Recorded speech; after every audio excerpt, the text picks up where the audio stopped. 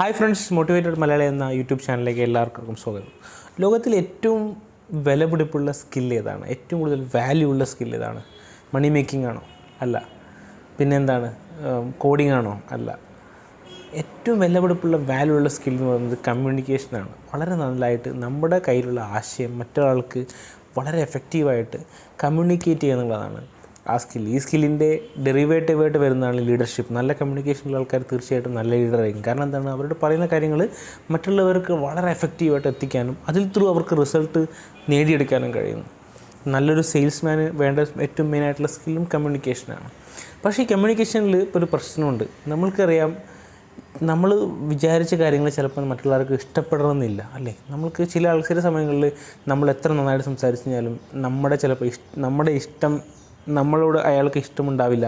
അതുകൊണ്ട് ചിലപ്പോൾ നമുക്ക് പല പ്രോബ്ലംസും ഉണ്ടാവാറുണ്ട്. അപ്പം നമ്മൾ ഇന്നത്തെ വീഡിയോയിൽ പറയാൻ പോകുന്നത് നിങ്ങളെ മറ്റുള്ളവരെ എങ്ങനെ ഇഷ്ടപ്പെടാൻ ഉള്ള ഒരു ട്രിക്കാണ്. അതായത് എന്താ പറയണ്ടത്, ഈ ഒരു ട്രിക്ക് പ്രയോഗിച്ച് കഴിഞ്ഞാൽ തീർച്ചയായിട്ടും മറ്റാൾക്കാർ നിങ്ങളെ ഇഷ്ടപ്പെടും, നിങ്ങൾ പറയുന്ന കേൾക്കാൻ വേണ്ടിയിട്ട് ശ്രമിക്കും. അപ്പോൾ അത്തരത്തിലുള്ളൊരു ട്രിക്കാണ്. അതിന് ഗോൾഡൻ റൂൾ ഓഫ് ഫ്രണ്ട്ഷിപ്പ് എന്നാണ് പറയുക. അപ്പോൾ നമുക്കറിയാം, ഒരു ഇമോഷണൽ ടച്ച് നമ്മൾ ഉണ്ടായിക്കഴിഞ്ഞാൽ തീർച്ചയായിട്ടും അതിലൂടെ നമുക്ക് ഒരുപാട് കാര്യങ്ങൾ നമുക്ക് വളരെ എഫക്റ്റീവായിട്ട് കമ്മ്യൂണിക്കേറ്റ് ചെയ്യാൻ പറ്റും. അപ്പോൾ ഇന്ന് ഞാൻ പറയാൻ പോകുന്ന ഈ ഒരു ട്രിക്ക് വളരെ സിമ്പിളാണ്. നിങ്ങളെ മറ്റുള്ളവർ കേൾക്കണമെന്നുണ്ടെങ്കിലും, നിങ്ങൾ മറ്റുള്ളവരെ അനുസരിക്കണമെന്നുണ്ടെങ്കിലും, നിങ്ങൾ പറയുന്ന കാര്യങ്ങൾ വാല്യുബിളായിട്ട് തോന്നണമെന്നുണ്ടെങ്കിലും, നിങ്ങൾ പറയുന്ന കാര്യങ്ങൾ ഓക്കെ ഇതെനിക്ക് എൻ്റെ ലൈഫിൽ ഇമ്പാക്റ്റ് ചെയ്യണമെന്ന് മറ്റുള്ളവർക്ക് തോന്നണമെന്നുണ്ടെങ്കിലും ഈ ഒരു സംഭവം നിങ്ങൾ അറിഞ്ഞു കഴിഞ്ഞ് കഴിഞ്ഞാൽ തീർച്ചയായിട്ടും നിങ്ങൾക്കത് ലൈഫിൽ ഒരുപാട് ഗുണം ചെയ്യും. പക്ഷേ ഇവിടെ ഞാൻ അത് എങ്ങനെയാണെന്നും പറയാം. അതിനുശേഷം സാധാരണയായിട്ട് ആൾക്കാരുണ്ടാക്കുന്ന കോമൺ ആയിട്ടുള്ള മിസ്റ്റേക്കുകളും പറഞ്ഞുതരാം. അപ്പോൾ ആദ്യം പറയാൻ പോകുന്നത് ഈ ഗോൾഡൻ റൂളാണ്. ഈ ഗോൾഡൻ റൂൾ മറ്റൊന്നുമല്ല, മറ്റുള്ളവർ നിങ്ങളെ ഇഷ്ടപ്പെടണമെങ്കിൽ തീർച്ചയായിട്ടും അവർക്ക് നിങ്ങളോട് സംസാരിക്കുന്ന സമയത്ത് something they should feel good. എന്താണ് ഫീൽ ഗുഡ് എന്ന് പറഞ്ഞു കഴിഞ്ഞാൽ അവർക്ക് ഒരു മനസ്സിൻ്റെ ഉള്ളിലൊരു സന്തോഷം വേണം. അല്ലെങ്കിൽ നിങ്ങളോട് സംസാരിക്കുന്ന സമയത്ത് അവർക്ക് ഒരു മനസ്സിലൊരു സംതൃപ്തി തോന്നണം. അതാണ് ഗോൾഡൻ റൂൾ എന്ന് പറയുന്നത്.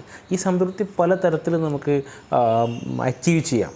എക്സാമ്പിൾ പറഞ്ഞാൽ, ഇപ്പം നിങ്ങൾ വെൽ ഡ്രസ്ഡായിട്ട്, വളരെ നല്ല ടോപ്പ് ഡ്രസ്ഡായിട്ട്, വളരെ നിങ്ങളുടേതായിട്ടുള്ള പരിമിതിയിൽ നിന്നുകൊണ്ട് നിങ്ങളുടെ ഏറ്റവും ബെസ്റ്റ് ഡ്രസ്സിങ് ചെയ്തുകൊണ്ട് നിങ്ങൾ ഒരാളോട് സംസാരിക്കുന്നു.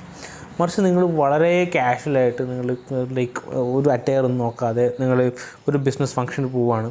നിങ്ങളൊരു ഹാഫ് കൈ ഷർട്ടും പിന്നെ ലൈക്ക് വളരെ അയൺ ചെയ്യാത്തൊരു ഷർട്ടും ഒരു അയൺ ചെയ്യാത്തൊരു പാൻറ്റും ഇട്ട് പോകുന്നു. മറിച്ച് നിങ്ങളൊരു ഫ്രണ്ടാണെങ്കിലോ വെൽ ഡ്രസ്ഡായിട്ട് പോകുന്നു. രണ്ടാളും സംസാരിക്കുന്നില്ല. അപ്പോൾ എന്ത് ചെയ്യും? അല്ലെങ്കിൽ ബോഡി ലാംഗ്വേജ് നോക്കിയാൽ തന്നെ നിങ്ങൾക്ക് മനസ്സിലാവും ആരോടാണ് സംസാരിക്കേണ്ടത്, ആരെ കൂടെയാണ് നമുക്ക് കൂടുതൽ വർത്തമാനം പറയാൻ താല്പര്യം. അപ്പോൾ ബോഡി ലാംഗ്വേജ് ഈ ഒരു ഫീൽ ഗുഡിന് വളരെ ഇമ്പോർട്ടൻ്റ് ആണ്. ഞാൻ കഥ പറയാം. എൻ്റെ ഒരു ഫ്രണ്ട് ഉണ്ടായിരുന്നു. ആ ഫ്രണ്ട് ലൈക്ക് നമ്മൾ കോളേജിൽ പഠിക്കുന്ന സമയത്ത് വളരെ ഇൻട്രോവേർട്ടായിരുന്നു. അത് അധികം ആളുകൾ സംസാരിക്കില്ല, ഭയങ്കര ലോൺലി ആയിരുന്നു. ഈ ലോൺലിയിൽ നിന്നും അദ്ദേഹം കുറച്ചൊരു 10 വർഷം കഴിഞ്ഞപ്പോൾ ഞങ്ങൾ കാണുന്ന സമയത്ത് ഭയങ്കര മാറ്റം വന്നു. ഒരുപാട് ഫ്രണ്ട്സ്, കോർപ്പറേറ്റിലൊരു നല്ല എസ്റ്റാബ്ലിഷ് ആയ ലീഡറായിട്ട് മാറിയിരിക്കുകയാണ്. അപ്പോൾ ഞാൻ നമ്മളോട് ചോദിച്ചു, എന്താണ് നിങ്ങൾ ഈ കഴിഞ്ഞ 10 വർഷം കൊണ്ട് ചെയ്ത കാര്യങ്ങൾ? അപ്പോൾ അദ്ദേഹം എന്നോട് പറഞ്ഞ ഈ ഒരു സ്റ്റോറിയും കൂടെ ഞാൻ മിക്സ് ചെയ്തിട്ടാണ് ഇന്നത്തെ ഒരു വീഡിയോ പ്രിപ്പയർ ചെയ്തിട്ടുള്ളത്. അപ്പം ഫീൽ ഗുഡിൽ ഏറ്റവും നമ്പർ 1 ആയിട്ടുള്ള കാര്യം ബോഡി ലാംഗ്വേജ് ആണ്. ബോഡി ലാംഗ്വേജിൽ തന്നെ പലതരത്തിലത് വരാം. അതായത് എക്സാമ്പിൾ പറഞ്ഞാൽ, ഇപ്പോൾ നിങ്ങൾ ഒരാൾ സംസാരിച്ചുകൊണ്ടിരിക്കുന്ന സമയത്ത് അയാൾ എപ്പോഴും ഫുൾ ടൈം എന്താ പറയണ്ടേ, ഇങ്ങനൊരു ബോഡി ഒരു അലസ മുഖത്തിലിരിക്കുകയാണ്. നിങ്ങൾ കേൾക്കുന്നതോ അല്ലെങ്കിൽ അയാളുടെ കണ്ണുകളിൽ തിളക്കം ഉണ്ടാകുന്നില്ല, അല്ലെങ്കിൽ അയാൾ നിങ്ങളോട് സംസാരിക്കുന്ന സമയത്ത് നിങ്ങൾ കണ്ണുകൾ തിളങ്ങുന്നതോ അല്ലെങ്കിൽ നിങ്ങൾ അയാളോട് യെസ് യെസ് യെസ് എന്നൊന്നും പറയാതെ നിങ്ങൾ ഒരേ ഒരു ഫേസിൽ ഇരിക്കുന്നു വെച്ചാൽ ഓട്ടോമാറ്റിക്കലി നാളെ അയാൾ നിങ്ങളുടെ അടുത്തേക്ക് വന്നിട്ട് നാളെ സംസാരിക്കില്ല.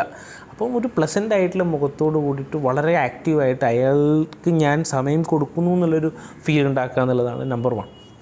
നമ്പർ 2 എന്ന് പറയുന്നത്, നമ്മൾ ഒരിക്കലും ഒരു കോൺവെർസേഷൻ സംബന്ധിച്ച് നമ്മളെക്കുറിച്ചിട്ട് കൂടുതൽ കാര്യങ്ങൾ പറയാൻ പാടില്ല. സ്വയം പുകഴ്ത്തുന്നത് മറ്റുള്ളവർക്ക് ഇഷ്ടമാണ്, എല്ലാ ആൾക്കാർക്കും ഇഷ്ടമാണ്. നമ്മളെക്കുറിച്ചിട്ട് കൂടുതൽ കാര്യങ്ങൾ പറയാനാണ് നമുക്കിഷ്ടം. പക്ഷേ ഒരു നല്ല കോൺവെർസേഷനിൽ വേണ്ടത് നമ്മൾ അയാളോട് അയാളുടെ കാര്യങ്ങൾ ചോദിക്കുക എന്നുള്ളതാണ്. ഒരിക്കലും നമ്മളെ കാര്യങ്ങൾ ഇടയ്ക്ക് വെച്ച് പറഞ്ഞ് ഞാനങ്ങനെ എന്ന് പറയാൻ പാടില്ല. അയാളുടെ കാര്യങ്ങൾ കേൾക്കുക, അയാൾ ചെയ്ത കാര്യങ്ങളിൽ സപ്പോർട്ട് ചെയ്യുക. നിങ്ങൾ അങ്ങനെ ചെയ്തല്ലേ, നിങ്ങൾ ഇങ്ങനെ ചെയ്തില്ലേ എന്ന് പറഞ്ഞിട്ട് പല സമയത്ത് അയാൾ കൂടുതൽ സംസാരിക്കാൻ ശ്രമിക്കും. അയാളെക്കുറിച്ച് കൂടുതൽ പറയുന്ന സമയത്ത് എന്ത് ചെയ്യും? Automatically you are winning the situation.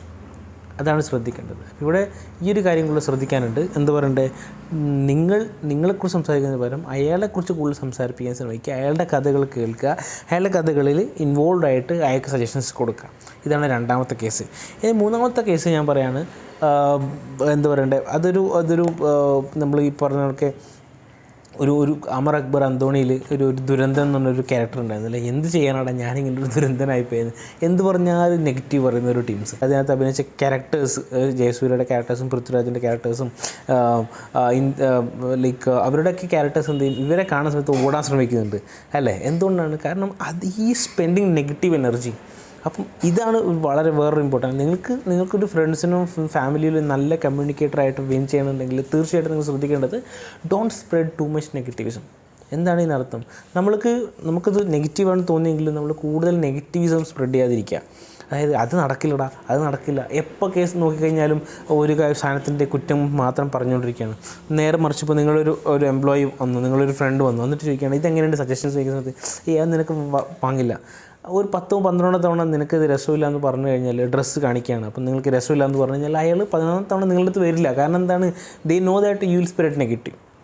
അതേപോലെ തന്നെയാണ് എന്തെങ്കിലും ഒരു പ്രൊജക്ഷൻ്റെ സജഷനോ അല്ലെങ്കിൽ ഒരു പുതിയൊരു ബിസിനസ് ഐഡിയ ഡിസ്കസ് ചെയ്യുന്ന സമയത്ത് നിനക്കോ നടക്കില്ല എന്ന് മാത്രം പറയുന്നെങ്കിൽ, ഈവൻ ദോ നടക്കുമെങ്കിൽ കൂടി നിങ്ങൾക്ക് നടക്കുമെന്ന് അറിയുന്ന ഒരു ഐഡിയ ആണെങ്കിൽ കൂടി നിങ്ങളുടെ അടുത്തേക്ക് സജഷൻ ചോദിക്കാൻ പറ്റില്ല.